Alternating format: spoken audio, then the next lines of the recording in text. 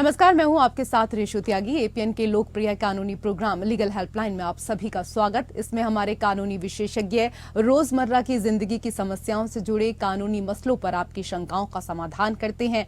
आप भी इस प्रोग्राम से जुड़ सकते हैं और फोन करके कानूनी राय ले सकते हैं। आज हम कालाबाजारी और जमाखोरी से जुड़े कानूनी प्रावधान पर आपको जानकारी देंगे। कालाबाजारी और जमाखोरी एक ऐसा नासूर है जिसकी मार सीधे जनता पर पड़ती है। कालाबाजारी और जमाखोरी रोकने के लिए सरकार ने आवश्यक वस्तु अधिनियम 1955 बनाया था। इसके तहत केंद्र राज्य सरकारों के माध्यम से कुल 8 श्रेणियों के वस्तुओं पर नियंत्रण रखता है। केंद्र इस कानून में दी गई शक्तियों का इस्तेमाल करते हुए राज्य सरकारों को नियंत्रण आदेश जारी करने के लिए कहता है, जिसके तहत वस्तुओं को स्टॉक यानी जमा करने की एक सीमा तय की जाती है और सामान के आवागमन पर नजर रखी जाती है। इसके जरिए लाइसेंस लेना अनिवार्य बनाया जा सकता है और वस्तुओं के उत्पादन पर लेवी या कर भी लगाया जा सकता है। जब कभी राज्यों ने इन शक्तियों का इस्तेमाल किया है, ऐसे हजारों पुलिस केस दर्ज किए गए जिसमें नियंत्रण आदेश के उल्लंघन के आरोप थे। अब सरकार ने इसमें संशोधन करके अनाज, दलहन, तिलहन, खाद्य तेलों, प्याज और आलू को धारा 3(1) के दायरे से बाहर कर दिया, जिसके तहत केंद्र को आवश्यक वस्तुओं के उत्पादन, आपूर्ति, वितरण पर नियंत्रण करने का अधिकार मिला हुआ है। तो ये थी बुनियादी जानकारी। ज्यादा जानकारी देंगे हमारे आज के कानूनी विशेषज्ञ नवीन पांडे जी। सर, बहुत स्वागत है आपका हमारे खास कार्यक्रम में। जी, शुक्रिया। तो आप भी फोन करके जुड़ सकते हैं। आज के विषय से संबंधित अगर कोई जानकारी आप हासिल करना चाहते हैं तो आप भी हमारे इस खास कार्यक्रम में कॉल कर सकते हैं। फोन लाइंस खुल चुकी हैं। 2 नंबर आपकी टीवी स्क्रीन पर हैं, 012061273937 और एक और नंबर आपकी टीवी स्क्रीन पर 012061273938। दोनों में से किसी भी एक नंबर पर आप डायल करें और आज के विषय से संबंधित अगर आप कानूनी जानकारी हासिल करना चाहते हैं, इस विषय से संबंधित अगर आपके मन में कोई सवाल है तो आप कॉल कर सकते हैं।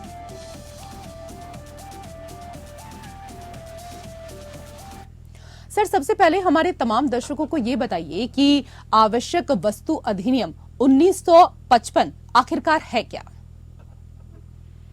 रेशु जी, आवश्यक वस्तु अधिनियम 1955 एक ऐसा कानून है जो कि दुकानदारों को आवश्यक वस्तुओं के भंडारण और उनके कालाबाजारी से रोकता है। हाल ही में हमारे केंद्र सरकार ने इस अधिनियम में मास्क और हैंड सैनिटाइजर इनको भी 30 जून 2020 को आवश्यक वस्तु घोषित करने के लिए आदेश दिया और अधिसूचित कर दिया इन दोनों वस्तुओं को। ये अधिनियम जो है सरकार द्वारा उपभोक्ताओं के लाभ के लिए यह सुनिश्चित करने के लिए लाया गया था कि वस्तुओं की कीमतों में और उनकी उपलब्धता को, ये दोनों चीजों को बरकरार रखा जाए और इनको नियंत्रित भी किया जाए। इस अधिनियम के अनुसार जो भी आवश्यक वस्तु हैं उनको अनुसूची में निर्दिष्ट किया गया है और वहीं पर आवश्यक वस्तु के रूप में इन वस्तुओं को परिभाषित किया गया है कि ये जो वस्तु वहां पर निर्दिष्ट है वे आवश्यक वस्तु है और उनकी जमाखोरी, कालाबाजारी करने पर प्रतिबंध लगाता है ये कानून, है ना। और कई बार क्या होता है कि स्टॉक होल्डिंग के लिमिट्स आवश्यकता अनुसार जब किसी वस्तु की उपलब्धता में कमी आने लगती है या किसी प्रकार की वहां पर समस्या होने लगती है आपूर्ति करने में, तो निश्चित समय के लिए दूसरे वस्तु जो कि आमतौर पर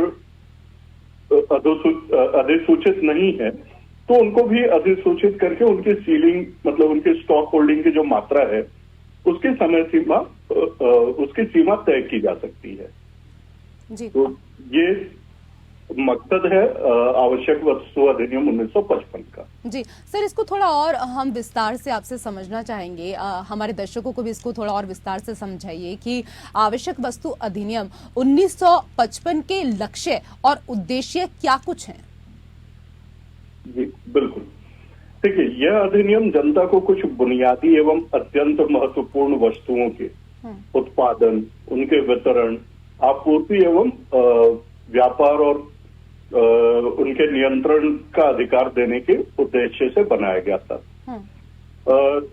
ये ऐसे समय पर यह अधिनियम लाया गया था जब हमारा देश खाद्य संकट से जूझ रहा था। उस समय भारत को, तत्कालीन भारत को अपनी खाद्य आपूर्ति की जरूरतों के लिए बहुत भारी मात्रा में आयात का सहायता लेने की जरूरत थी।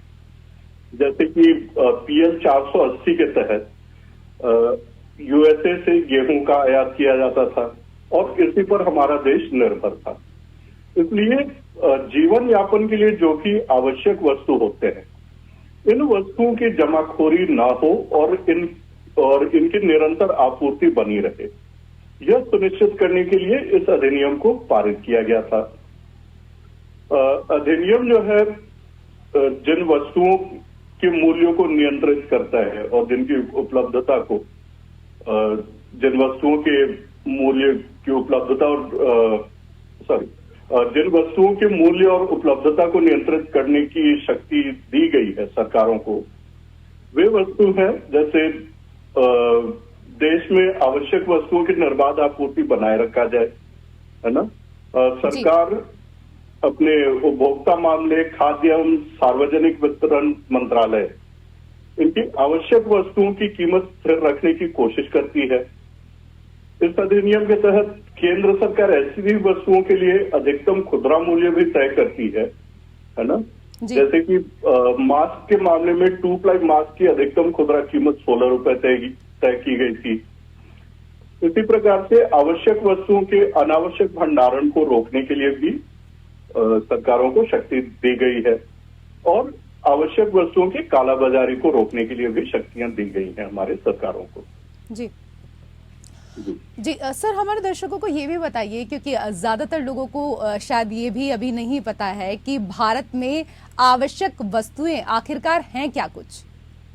बिल्कुल, ये जानकारी होना तो बेहद आवश्यक है जी। क्योंकि जब तक ये जानकारी नहीं होगी हमारे ग्राहक क्लेम ही नहीं कर सकते, उनको पता भी नहीं चलेगा। तो आवश्यक वस्तुओं की सूची जो है ना, उनकी आर्थिक स्थिति प्राकृतिक आपदाओं के अनुसार, है ना, बदला जा सकता है जी। राज्य सरकार अपनी आवश्यकताओं के अनुसार इसमें बदलाव कर सकते हैं, है ना जी। जो वस्तु आवश्यक वस्तु की श्रेणी में रखे गए हैं उनमें पेट्रोलियम और उसके उत्पाद जैसे कि पेट्रोल, डीजल, केरोसिन, सॉल्वेंट्स, नफ्था इत्यादि शामिल हैं। इसके अलावा खाद्य पदार्थ जैसे कि खाद्य तेल, बीज, सब्जियां, दालें, धान, गन्ना और उसके उत्पाद जैसे कि खांडसारी और चीनी इत्यादि। जूट और कपड़ा भी आवश्यक वस्तुओं की श्रेणी में आते हैं। उर्वरक वे भी आवश्यक वस्तुओं की श्रेणी में आते हैं। हैंड सैनिटाइजर और मास्क। और इसके अलावा ये तो वो वस्तुएं हैं जिनको सूची में उल्लेखित किया गया है कि ये वस्तुएं आवश्यक वस्तु हैं। इसके अलावा यदि आवश्यकता होती है तो केंद्र सरकार जरूरत अनुसार, है ना, नई वस्तुओं को जोड़ भी सकता है जी। और जब ऐसे वस्तुओं की उपलब्धता की स्थिति में सुधार आता है तो उन्हें वापस सूची से हटाया भी जा सकता है। तो ये कुछ कैटेगरीज हैं जिनको आवश्यक वस्तुओं की श्रेणी में रखा गया है। जी सर, ये भी समझाइए कि आवश्यक वस्तु अधिनियम 1955 के तहत सजा क्या कुछ हो सकती है। देखिए, जो आवश्यक वस्तु अधिनियम है इसमें 2 चीजों पर प्रतिबंध लगाया गया है जी। एक तो अनावश्यक भंडारण और दूसरा काला बाजारी, है ना। तो इन दोनों की यदि कोई व्यक्ति भंडारण और काला बाजारी करते हुए पाया जाता है तो आवश्यक वस्तु अधिनियम के तहत ऐसे अपराध करने वालों को 7 साल तक की कैद का प्रावधान है या जुर्माने का भी प्रावधान है। या फिर 7 साल की कैद, उसके साथ जुर्माना भी लगाया जा सकता है जी। इसके अलावा PBMMSEC अधिनियम एक और इसके साथ में देखा जाता है ना, उसके तहत 6 महीने तक की हिरासत की सजा हो सकती है जी। तो अधिकतम 7 साल की कैद और साथ में जुर्माना ये लगाया जा सकता है व्यक्ति के ऊपर। जी। सर ये भी बताइए कि जो लोग हैं वो अधिक कीमतों की शिकायत कहाँ जाकर कर सकते हैं?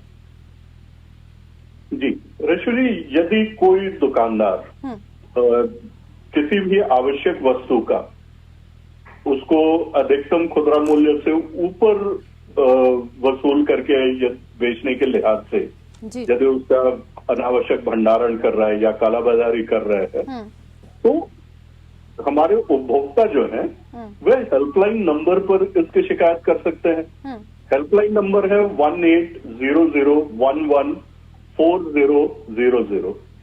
इसके अलावा www.consumerhelpline.gov.in इस वेबसाइट पर भी शिकायत कर सकते हैं जी। कुछ और भी वेबसाइट्स हैं जैसे कि www.उपभोक्ताaffairs.nic.in, DSAadmin-ca.nic.in और इसके अलावा यदि व्यक्ति को और भी विकल्प चाहिए तो ईमेल भी है ना। ईमेल क्या है?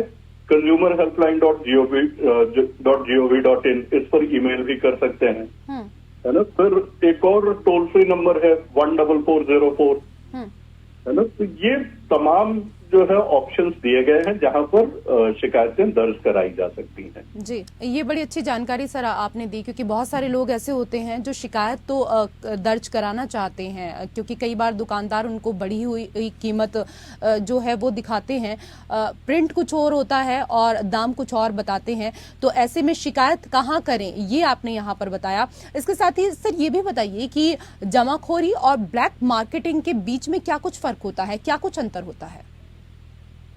देखिए, जमाखोरी जब किसी विशेष बाजार से संबंधित उत्पाद की एक बड़ी मात्रा में खरीद और भंडारण किया जाता है और जानबूझकर उसकी बाजार में उपलब्धता की कमी कराई जाती है और इस तरीके से मतलब demand and supply gap create किया जाता है, तो इसको हम जमाखोरी कहते हैं। क्योंकि देखिए, जो सप्लाई की कमी जो होती है वो इस वजह से नहीं है कि बाजार में सामान आ ही नहीं रहा है ना जी। जो कमी उत्पन्न हो रही है वो इस वजह से हो रही है कि कोई ना कोई एक व्यक्ति उसको अननेसेसरीली स्टॉक कर रहा है और उसको होल्ड कर रहा है ताकि डिमांड वर्सेस सप्लाई जो है एक बहुत मेजर गैप क्रिएट हो सके। इस चीज को जमाखोरी कहा जाता है।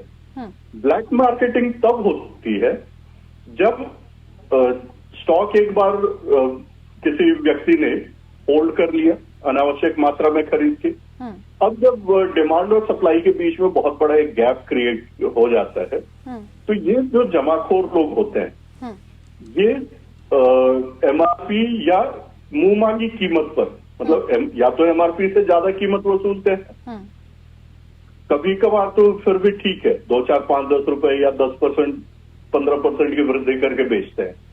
कई बार इनकी ये स्थिति होती है कि उस वस्तु की कीमत ये 2 गुना 3 गुना तक वसूल करने लगते हैं।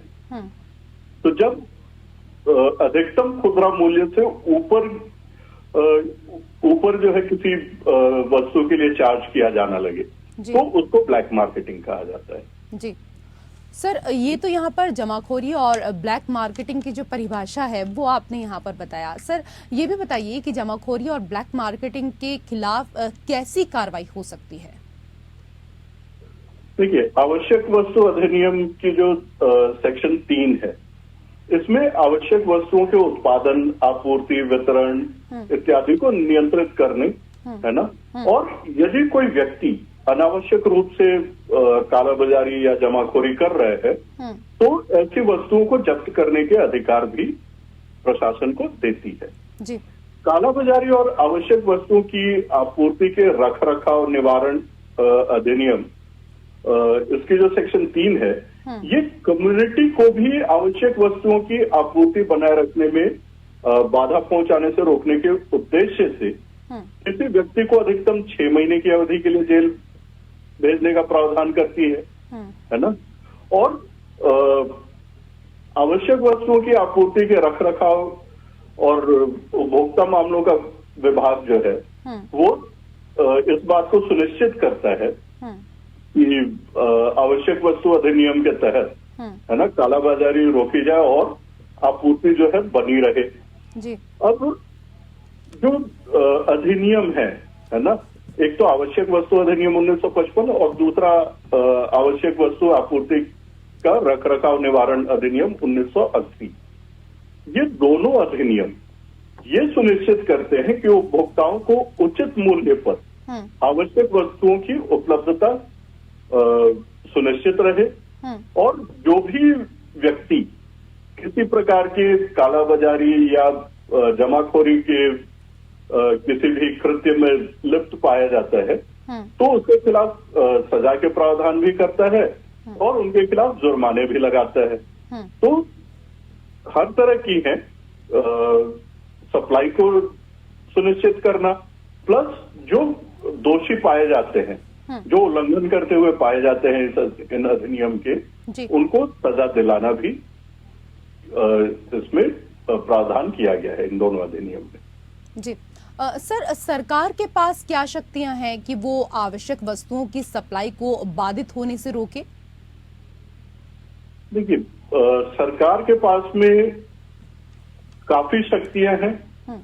सरकार तरह तरह के नियम बना सकती है इसके तहत, है ना, और जो मूल्य है वस्तुओं का उनको भी नियंत्रित करने के अधिकार दिए गए हैं सरकार को, है ना।